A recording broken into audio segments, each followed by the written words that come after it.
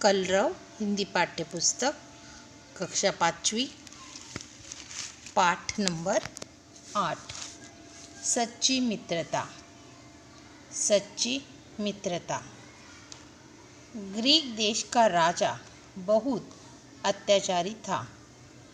उसी देश में पिथियस और डामन नाम के दो सच्चे मित्र रहते थे।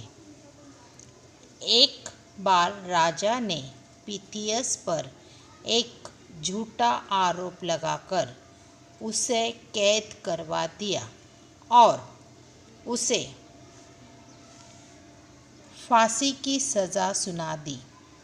उस देश में यदि किसी को एक बार कैद कर लिया जाता था तो अपराधी न होते हुए भी उसे सज़ा अवश्य दी जाती थी। कौन सा देश है? ग्रीक। राजा को कहाँ का था? राजा ग्रीक देश का था। राजा कैसा था? राजा अत्याचारी, मतलब अत्याचार करने वाला। दो दोस्तों के नाम क्या है? पिथियस और डामन। पिथियस को कैसे पकड़ा? एक झूठा आरोप लगाकर कैद किया और उसे कौन सी सज़ा सुनाई? फांसी की। उस देश में क्या नियम था कि एक बार अगर कैद कर लिया जाता था तो उसे अपराधी हो या ना हो, न होते हुए मतलब ना हो, तो भी उसे अवश्य सज़ा दी जाती थी। यह नियम है कि जिस व्यक्ति को फांसी दी जाती है उससे उसकी आखिरी इच्छा पूछी जाती है। इसलिए पिथियस को भी फांसी देने से पहले उसकी आखिरी इच्छा पूछी गई। पिथियस ने कहा, मैं अपने घर जाकर अपने परिवार से मिलना चाहता हूँ। राजा पिथियस की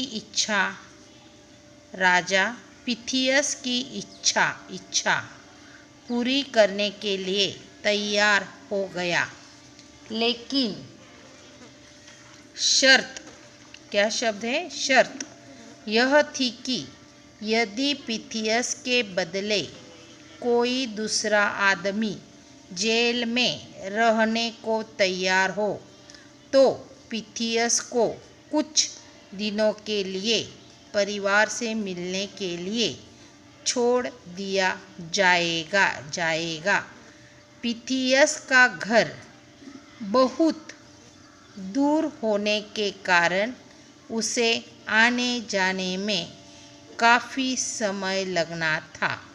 राजा ने कहा, यदि फांसी के दिन तक पिथियस वापस नहीं आता तो जो व्यक्ति उसके बदले जेल में रहेगा उसे ही फांसी दे दी जाएगी। सवाल है, ग्रीक देश का राजा कैसा था? ग्रीक देश का राजा अत्याचारी था। डामन पिथियस का बहुत अच्छा मित्र था। उसने अपने मित्र की जगह जेल में रहना स्वीकार कर लिया। पिथियस ने अपने मित्र से कहा, धन्यवाद मित्र, मैं जल्दी ही लौट आऊँगा। तुमने मेरी मदद, मराठी में मदद लिखते हैं, हिंदी में मदद लिखते हैं, मदद करके मुझ पर बहुत बड़ा उपकार किया है। यह कहकर पिथियस अपने परिवार से मिलने चला गया।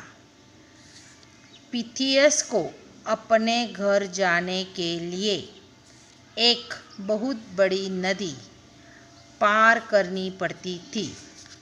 वह रास्ते की कठिनाइयों, अनेक वचन है, कठिनाइयों को पार कर अपने घर पहुंच गया। घर जाकर अपने परिवार से मिलकर वह बहुत प्रसन्न हुआ। नियत समय के अनुसार, नियत समय म्हणजे ठरलेल्या वेळेनुसार, जो वक्त तय किया था जब तक उसे वापस आना था उस अनुसार, उस वक्त तक वह वापस जेल जाने के लिए चल पड़ा, घर से निकल पड़ा। दुर्भाग्यवश शब्द देखो, दु ये ऊपर का होता है र। दुर्भाग्यवश वापस आते समय हवा उल्टी चल रही थी। हवा के कारण नाव की गति धीमी मतलब धीरे हो गई थी और वह ठीक तरह से नहीं चल पा रही थी।